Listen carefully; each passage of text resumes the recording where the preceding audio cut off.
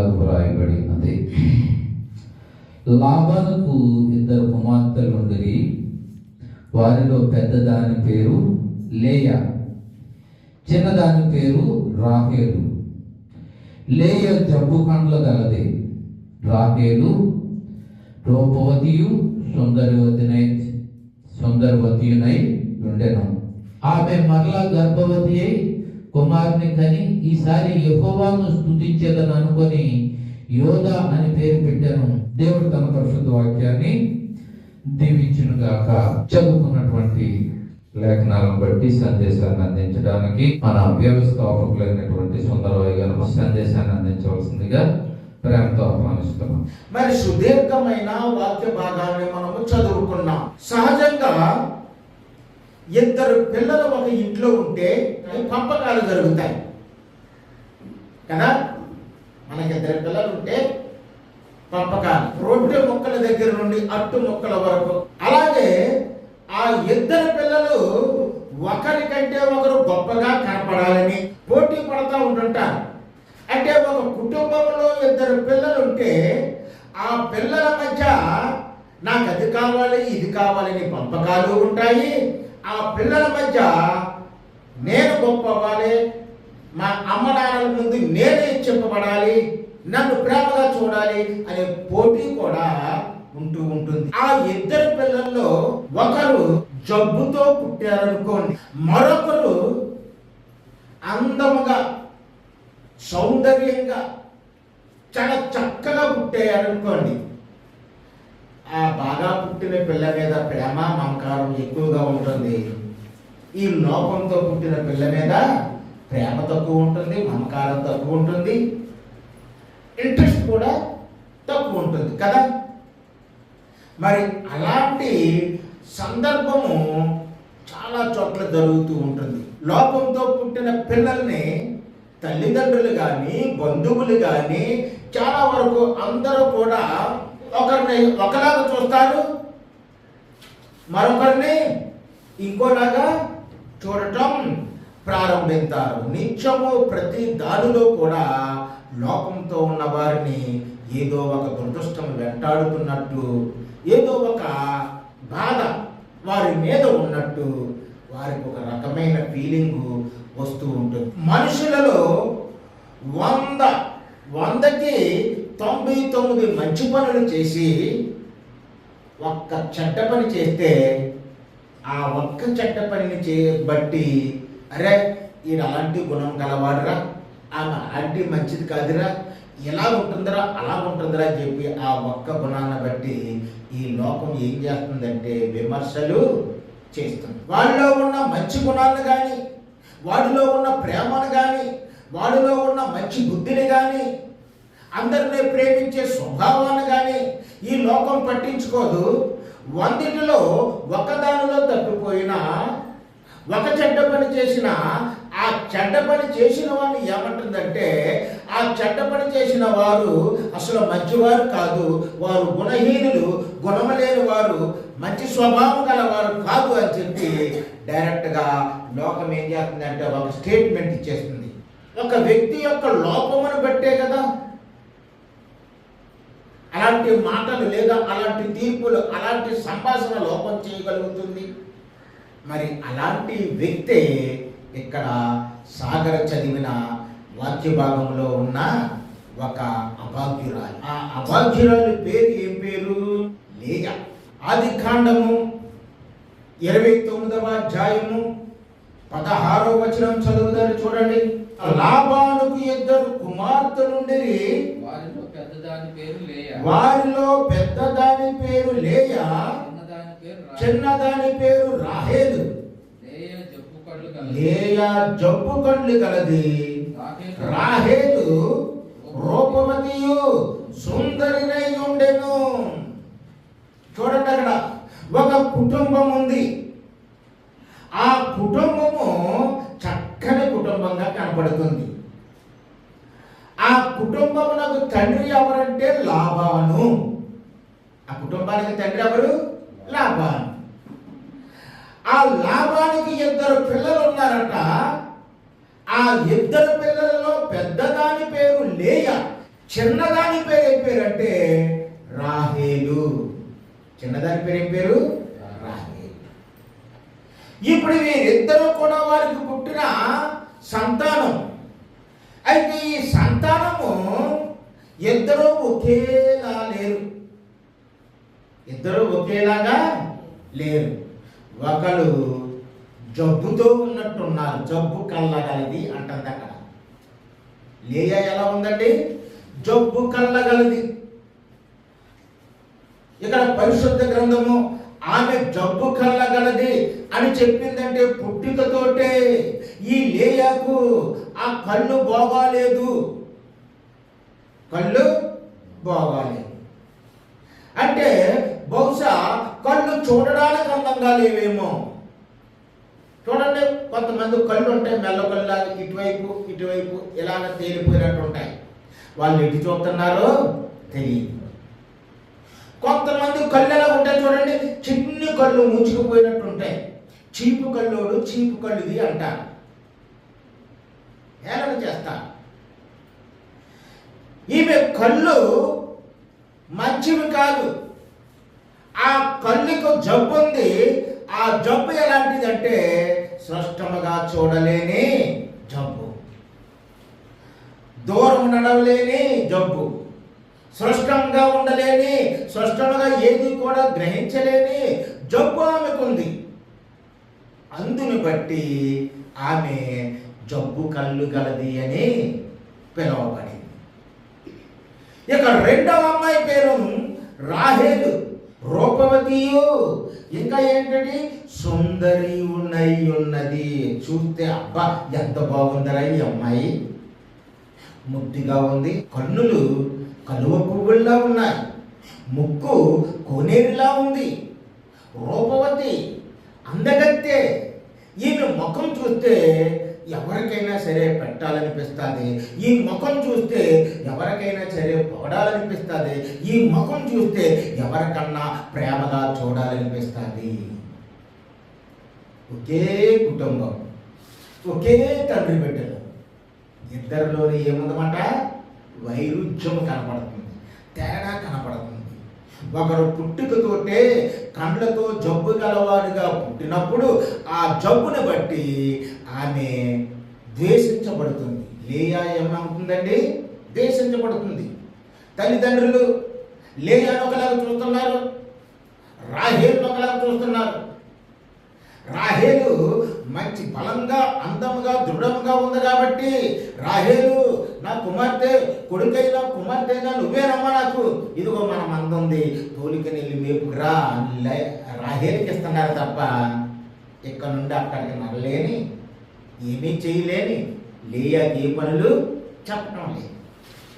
ఇంట్లో ఆమె పరిస్థితి ఎలా ఉంటుందంటే అమ్మ తిడుతుంది, నాన్న తిడతాడు, ఆ బంధువులు తిడతారు, స్నేహితులు హేళన చేస్తారు. అందరూ కూడా ఆమెను దెబ్బి పొడిచి అపహాస్యం చేసి లేయా జబ్బు కళ్ళుదానా, చీపు కళ్ళుదానా, ఏ మంచి లేనిదానా, దురదృష్టవంతురాలా అని తిట్టేవాళ్ళే తప్ప ఆమెను ఒక్కరు కూడా మెచ్చుకునేవారు లేనే లేరు. మరి అదే రాహేలు విషయానికి వస్తే రాహేలును చూస్తే ప్రోత్సహిస్తున్నారు, పొగుడుతున్నారు, అందాన్ని కొనియాడుతున్నారు. ఎంత చక్కటి సుందరమైన దానివమ్మ నువ్వు, ఎంత రూపవతివమ్మ నువ్వు అని చెప్పి ఆమెను ఇంకా ఇంకా ఇంకా పొగుడుతూ ప్రోత్సహిస్తూ ముందుకు తోస్తున్నారు.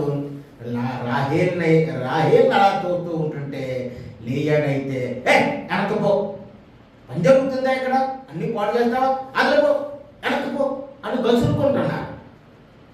అలాంటి పరిస్థితుల్లో ఆమెకు ఎంతో దుఃఖం వస్తుంది. అటువంటి పరిస్థితుల్లో ఆమెను వెనక్కి వెనక్కి వెనక్కి తోసేస్తున్నారు. నువ్వు ఇంట్లోనే ఉండు, ఇక్కడే కూర్చో అని కండిషన్స్ పెట్టేస్తున్నారు. మరి రాహేలు పరిస్థితి అలా లేదు. రాహేలు దూసుకుపోతుంది, ముందుకెళ్ళిపోతుంది, ఎలా వెళ్ళిపోతుంది. ఇలాంటి సందర్భంలో అక్కడ ఆ ప్రాంతానికి ఒక హీరో వచ్చాడు. ఆ హీరో పేరు ఏం పేరు? యాకోబు. ఈ కుటుంబాన్ని ఎత్తుకుంటా వచ్చి ఆ కుటుంబంలో కలుసుకుని మామకి దగ్గర అయిపోయాడు. మామకి ఏమైపోయాడు? దగ్గర అయిపోయాడు. దగ్గర అయిపోతే ఈ ఆడపిల్లలిద్దరిలోనూ చూశాడు. చూసి లియా దగ్గరికి వెళ్ళి చూస్తే బాబోయ్ నాకు లియా వద్దు అనుకున్నాడు. రాహేలు దగ్గరికి వెళ్ళి చూశాడు. రాహేలు గారి దగ్గరికి వెళ్ళి చూస్తే అబ్బా ఈ అమ్మాయి నా కోసమే పుట్టినట్టుగా ఉంది అనుకుని ఎలాగైనా ఈ అమ్మాయిని పెళ్లి చేసుకోవాలనుకుని ఆ అమ్మాయి మీద ప్రేమను పెంచుకున్నాడు, మక్కువ పెంచుకున్నాడు, ఆ అమ్మాయి మీద ఇంట్రెస్ట్ పెంచుకున్నాడు. సమయం వచ్చింది. మామ అడిగాడు, అల్లుడా ఎన్నాళ్ళు బట్టి 4 రోజులు ఖాళీగా ఉండి నువ్వు తింటున్నావా ఆ పని ఈ పని చేసి అలా ఉట్టినే చేయించుకుంటాం కూడా మాకు బాగాలేదు. సరే నువ్వు కొన్నాళ్ళు ఉంటానన్నా కాబట్టి ఉన్న నాలో నీకు జీవితం ఇస్తాను, ఏం కావాలో కోరుకో అన్నాడు. కోరిక అంటే ఎవడైనా కొన్ని గొర్రెలు ఇయ్యి కొన్ని మేకలు ఇయ్యి అని కోరుకుంటారు. ఈ కోరిక అంటే ఏమని కోరుకున్నాడంటే నాకు నీ చిన్న అమ్మాయిని ఇచ్చి పెళ్లి చెయ్యి అన్నాడు. నాన్నగారు ఒప్పుకున్నాను. 7 ఏళ్ళు 7 రోజుల్లో గడిచిపోయాయి. మామా 7 సంవత్సరాలు పూర్తయిపోయాయి అన్నమాట ప్రకారంగా రాహేలు నాకు భారీగా చేసేసి నేను రాహేలు జీవితం జీవిస్తాము అని చెప్పి అన్నాడు. ఓ సోసలుడా నువ్వు అన్న మాట నేను కాదంటానా? ఉండు అందరిని పిలుస్తానని చెప్పి ఆ చుట్టుపక్కల ఉన్న వాళ్ళందరినీ పిలిచి పెళ్లి విందు ఏర్పాటు చేశారు. ఏం ఏర్పాటు చేశారు? పెళ్లి విందు. ఆ పెళ్లి విందు పగల పెళ్లి విందు పెట్టాడు, రాత్రి పెళ్లి పెట్టాడు. రాత్రి ఏం పెట్టాడు? పెళ్లి పెట్టాడు. ఈ యాకోబు కంటే తెలివైనోడు మామ. రాత్రి పెళ్లి పెట్టి ఇప్పుడు పెద్ద కుమార్తె దగ్గరికి వెళ్తున్నాడు. లియా నాన్నగారు ఏంటండి? అమ్మా నీ చెల్లికి కాబోయే మొగుడు తప్ప నీకు వేరే దిక్కు లేదు, నీకు వేరే మార్గం లేదు. కాబట్టి నేను చెప్పినట్టు అతన్ని మోసం చేసి ప్రేమించిన రాహేలుకు బదులు ఎవరి బదులు? అందమైన రాహేలుకు బదులు జబ్బు కళ్ళుతో ఉన్న లేయా నా గదిలోకి పంపించాడు. యాకోబు అనుకుంటున్నాడు నా రాహేలు వచ్చేస్తుంది, ఎంతో అందమైనది, ఎంతో సుందరమైనది అని చెప్పి కుర్రాడు కదా, తప్పన రాహేలు ఎవరో తెలియలేదు, లేయా ఎవరో తెలియలేదు. చివరికి ఈ లేయాయే రాహేలు అనుకుని చివరికి ఆమెతో రాత్రంతా గడిపేశాడు. తెల్లారింది. తెల్లారి ముసుగుదేసి చూశాడు. ముసుగుదేసి చూస్తే ఏమైపోయింది? టప్పన ఫీజు కొట్టేసింది. ఏమైపోయింది? ఫీజు కొట్టేసింది ఒకేసారి. నేను రాత్రంతా ఉన్నది లేయవుతుంట. మామా ఎక్కడున్నావు నువ్వు? ఏంటలుడు ఎంత మోసం చేస్తావు నన్ను? 7 సంవత్సరాల నుండి పని చేయించుకుని నీ కూతురు చిన్న కూతురు ఇస్తానని చెప్పి ఇప్పుడు నన్ను మోసం చేస్తావంటే మోసం ఏంటలుడు? ఇది మా ఊరి సాంప్రదాయం. మా ఊళ్ళో పెద్ద పిల్లకు పెళ్ళి అవ్వకుండా చిన్నపిల్లను పెళ్లి చేయడానికి కుదరదు. అందుకే ఎలాగా నా చెల్లి కొడుకు కదా నువ్వు, ఇద్దరు నీకు ఇచ్చేద్దారని చెప్పి ముందు పెద్ద పిల్లని చేశాను. నీకు ఇష్టమైతే ఇంకొక 7 సంవత్సరాల చిన్నపిల్ల కోసం కొలువు చేయి, అప్పుడు నీకు చిన్నపిల్లని ఇస్తానని చెప్పి ఆ విధంగా మరలా సెటిల్మెంట్ చేశాను. అంటే ఇక్కడ మనం చెప్పుకోవలసింది ఏమిటంటే ఒకరేమో ఆశీర్వదింపబడి హెచ్చింపబడుతూ ఉన్నారు, ఒకరేమో ఆశీర్వాదం లేక అంగవైకల్యంతో గుడ్డితనంతో జబ్బు కళ్ళతో ఉండి ఒకరు ద్వేషింపబడుతూ ఉన్నారు. సరే ప్రేమ అమర ప్రేమికుడు యాకోబు అంటే మరలా 7 సంవత్సరాలు నీ చిన్న కూతురు కోసం నేను కొలువు చేస్తానని చెప్పి ఒప్పుకొని ఆమె కోసం కష్టపడుతూ ఈమెతో కాపురం చేస్తూ ఉన్నా. ఎప్పుడైతే చిన్న కూతురు కోసం ప్రేమించాడని రాహేలుకి తెలుసు కదా, ఇప్పుడు అక్కను వేధించడం మొదలుపెట్టింది, అక్కని బాధపరచడం మొదలుపెట్టింది, అక్కను ద్వేషించడం మొదలుపెట్టింది.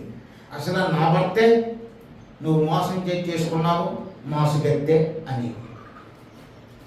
రకరకాల బాధలు, రకరకాల ఇబ్బందులు, రకరకాల సోదరులు.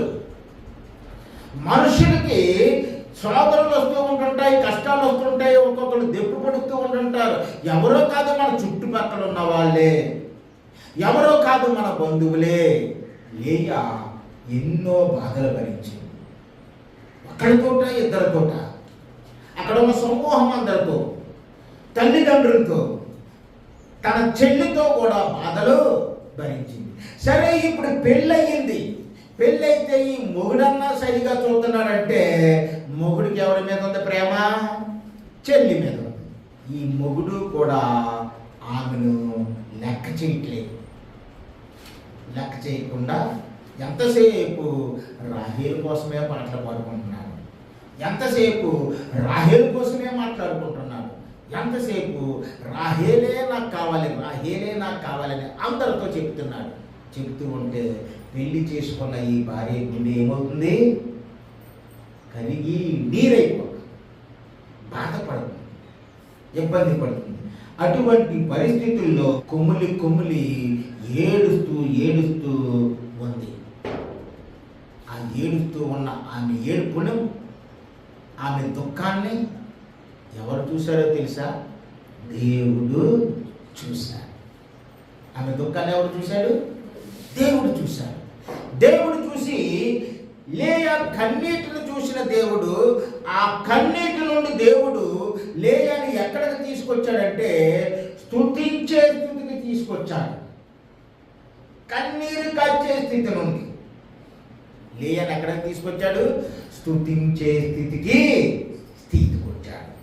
ఈరోజు నేను మీకు చెప్పబోయే అంశం ఏమిటో తెలుసా? మీ కన్నీరుని చూస్తున్న దేవుడు. ఈరోజు మనం చెప్పుకుంటున్నది ఏంటి? నీ కన్నీరును చూస్తున్నాను. లేయా కన్నీరును చూశాడు దేవుడు. యాకోబు రాహేలు కోసము మరలా 7 ఏళ్ళు పనిచేశాడు, కొలువు చేశాడు. కొలువు చేసిన తర్వాత 7 ఏళ్ళు పూర్తయిపోయింది. పూర్తయిపోతే ఇప్పుడు యాకోబు రాహేలును కూడా పెళ్లి చేసేసుకున్నాడు.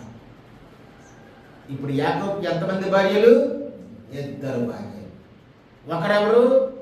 లేయా. రెండవ వారు ఎవరు? రాహేలు. 2 భార్యలు. ఈ 2 భార్యలు భర్తగా ఈ యాకోబు జీవిస్తూ రాహేలును ప్రేమగా చూస్తున్నాడు. రాహేలును ప్రేమగా చూస్తున్నాడు. ఈ లేయను అసలు పట్టించుకోవట్లేదు. ఉందో లేదో తెలుస్తలేదు. చేసుకున్నాడు కానీ లేయా ఇంటికే రావట్లేదు.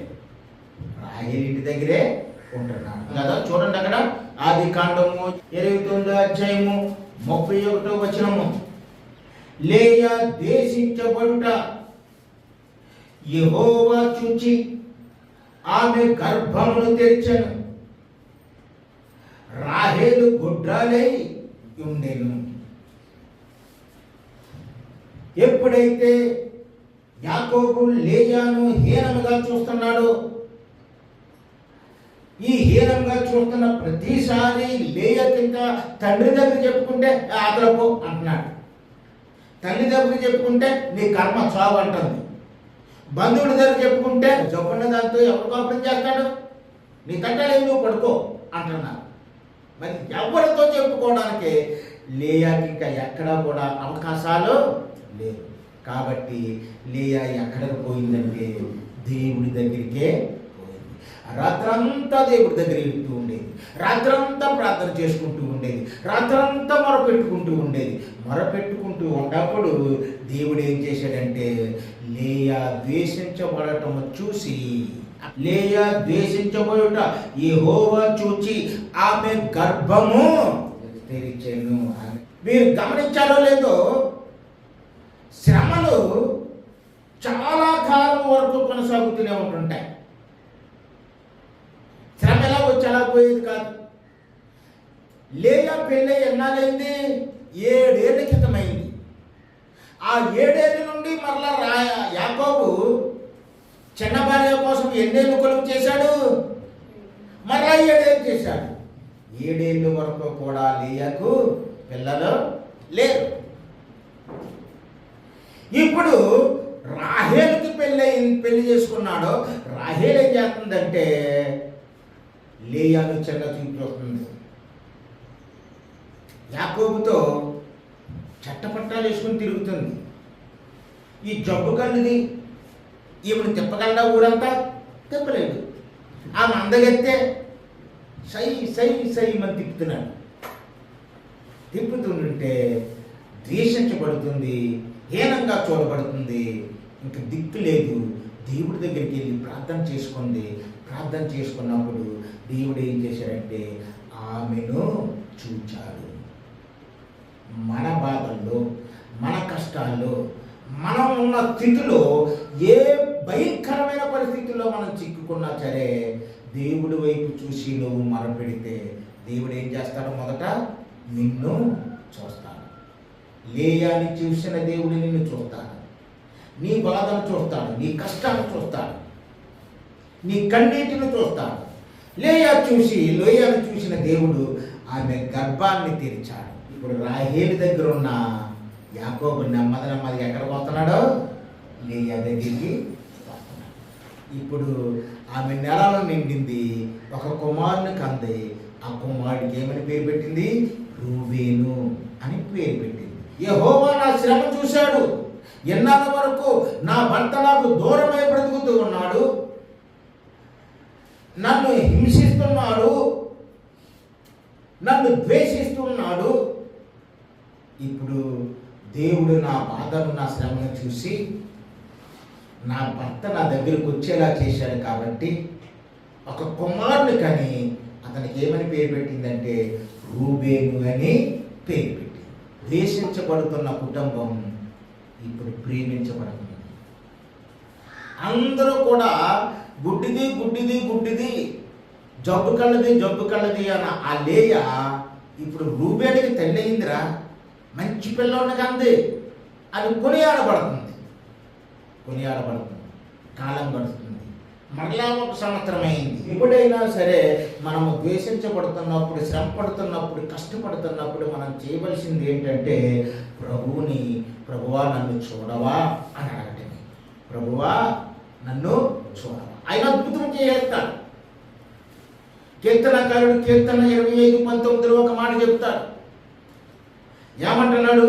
నా శత్రువులను చూడుము, వారు అనేకులు క్రూర ద్వేషముతో నన్ను ద్వేషించుతున్నారు. లేయాను అలాగే ద్వేషిస్తున్నారు. ఇక్కడ శత్రువుల కోసం మాట్లాడుతుంది వాక్యం. మన శత్రువు ఎంతో బలవంతుడు. ఒక్కొక్కసారి శత్రువు నిన్ను తరుముతూ ఉంటాడు. నువ్వు పరిగెట్టలేక అలిసిపోతావు, భయపడిపోతావు. ఇప్పుడు లేయాది అంటుంది, నేను ద్వేషింపబడుతున్నని దేవుడు చూసి నాకు రూబేనును ఇచ్చాడు. 33వ వచనములో 8-9వ అధ్యాయంలో ఈ లేయా ఏమంటుందో చూడండి. అక్కడ ఆమె మరలా గర్భవతి అయి కుమారుని కని నేను ద్వేషింపబడినన్న సంగతి యెహోవా విన్నాడు. ఇందాక ఏం చేశాడు? యెహోవా చూశాడు. చూస్తేనే పని చేసేసాడు, చూసినా వెంటనే పని చేసేసాడు. ఇప్పుడు ఆ మాటలు, ఈ మాటలు, తండ్రి చెప్పుకున్న మాటలు, భర్త చెప్పుకుంటున్న మాటలు ద్వేషపు మాటలు కదా. తల్లి చెప్పుకుంటున్న మాటలు, ఆ బంధువులు చెప్పుకుంటున్న మాటలు దేవుడు విన్నాడట. దేవుడు విని ఓహో ఈమె లోపంతో ఉందని, బాధతో ఉందని, ఆమె బ్రతుకు బాగలేదని వీళ్ళందరూ రకరకాలుగా మాట్లాడుకుంటున్నారా? వీళ్ళ మాట్లాడుకున్నందుకన్నా నేనేం చేయాలంటే లేయాను మరలా ఆశీర్వదించాలి. ఒకవేళ నీ కోసం ఎవరన్నా మాట్లాడుకుంటే బాధపడకు, అది ఆశీర్వాదకరం కోసమే. నిన్నెవరన్నా ద్వేషిస్తే ఇబ్బంది పడకు, అది నీకు ఆశీర్వాదమే. ఇప్పుడు దేవుడు అదే చేస్తున్నాడు. దేవుడు వారు మధ్య తిరుగుతూ ఉన్నప్పుడు తల్లి మాట్లాడుతున్న, తండ్రి మాట్లాడుతున్న, బంధువులు మాట్లాడుతున్న, చెల్లి మాట్లాడుతున్న, భర్త మాట్లాడుతున్న మాటలన్నింటినీ విన్నాడు. విని వీళ్ళకింకా ఈమె మీద ద్వేషము పోలేదు అని చెప్పి ఈమెను మరలా నేను ఆశీర్వదించాలి, మరలా దీవించాలని చెప్పి కుమారుని దయచేశాడు. అతనికి షిమ్యోను అని పేరు పెట్టింది. ఇప్పుడు యాకోబు పరిస్థితి మారిపోయింది. రాహేల పిల్లలు లేనిది. పిల్లల కోసం ఎక్కడికి వస్తున్నాడు అన్నమాట? లేయా దగ్గరికి వస్తున్నాడు. అంటే లేయా అద్భుతమైన ప్రేమను పొందుతుంది. ఒకనాడు ద్వేషింపబడుతున్న లేయా ఈనాడు ఏం పొందుతుంది? ప్రేమను పొందుతుంది. ఈ ప్రేమ ఇంకా పరిపూర్ణమవుతుంది. దేవుడు నువ్వు ఎంత హింసించబడతావో అంతగా నీకు ప్రేమను చూపిస్తాడు. నీ కుటుంబంలో నువ్వు హింసించబడుతున్నప్పుడు, నీ ఊర్లో నువ్వు హింసించబడుతున్నప్పుడు, నీకున్న బంధువుల మధ్య తేలికగా, హేళనగా, అపహాస్యముగా నిన్ను మాట్లాడుతూ ఉన్నప్పుడు దేవుడు నిన్ను వదిలిపెట్టడు. ఎంత మాత్రము నీ మీద అంత గొప్ప ప్రేమను చూపిస్తాడు. 34వ వచనం, ఆమె మరలా గర్భవతి కుమారుని కన్నెను. తొదకు ఈసారి నా పేమిటి నాతో అత్తుకొని ఉండెను, అతనికి 3 కుమారులు కంటెననుకొనెను. అందుచేత అతనికి లేవి అని పేరు పెట్టింది. లేవి అని పేరు పెట్టింది. ఇవన్నీ ఎందుకు జరుగుతున్నాయి? ఆమె ఏడుస్తుంది. ఆమెను బాధ పెడుతున్న కొద్ది ఆమె ఏడుస్తుంది. దేవుడి దగ్గర మొర్రపెట్టుకుంటుంది. మొర్రపెట్టుకున్న ప్రతిసారి కూడా దేవుడు ఏం చేస్తున్నాడంటే వింటున్నాడు. కీర్తనాకారుడు ఒక వచనంలో అంటాడు, చూడండి అక్కడ ఏమంటాడు? కీర్తన 6వ అధ్యాయం 8వ వచనంలో అంటున్నాడు కదా, యెహోవా నా రోదన ధ్వని విని ఉన్నాడు. ఏమన్నాడంటండి? రోదన. గొక్క తిప్పుకోకుండా ఏడ్చే ఏడుపు మాట రోదన అంటే. అలాంటి ఏడుపు ఎప్పుడు వస్తుంది? మన పరిస్థితిలో, మన చేతుల్లో ఏమీ లేనప్పుడు, నిస్సహాయులుగా అయిపోయినప్పుడు వస్తుంది.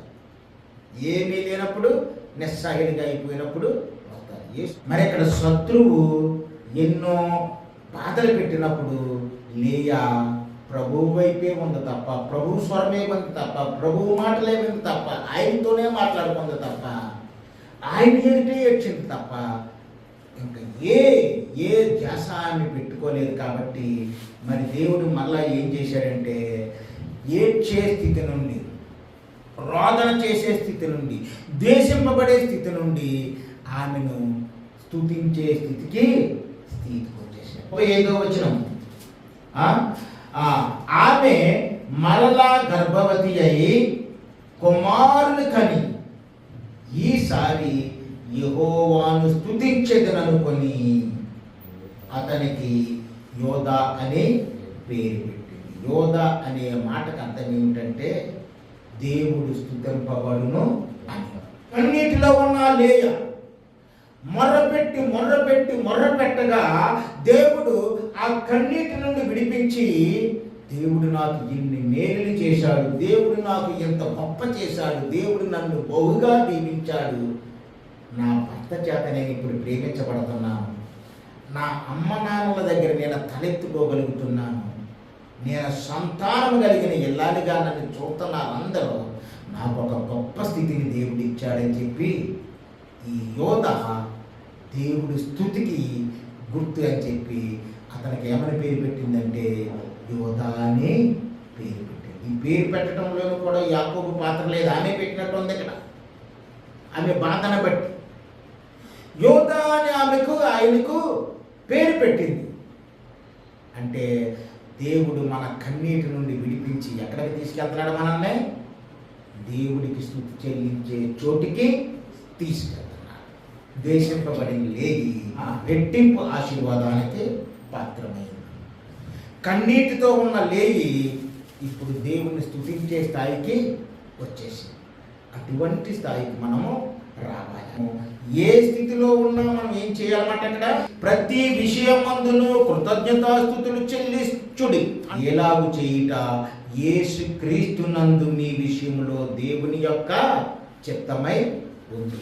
దేవుడికే మహిమ కలుగునుగాక.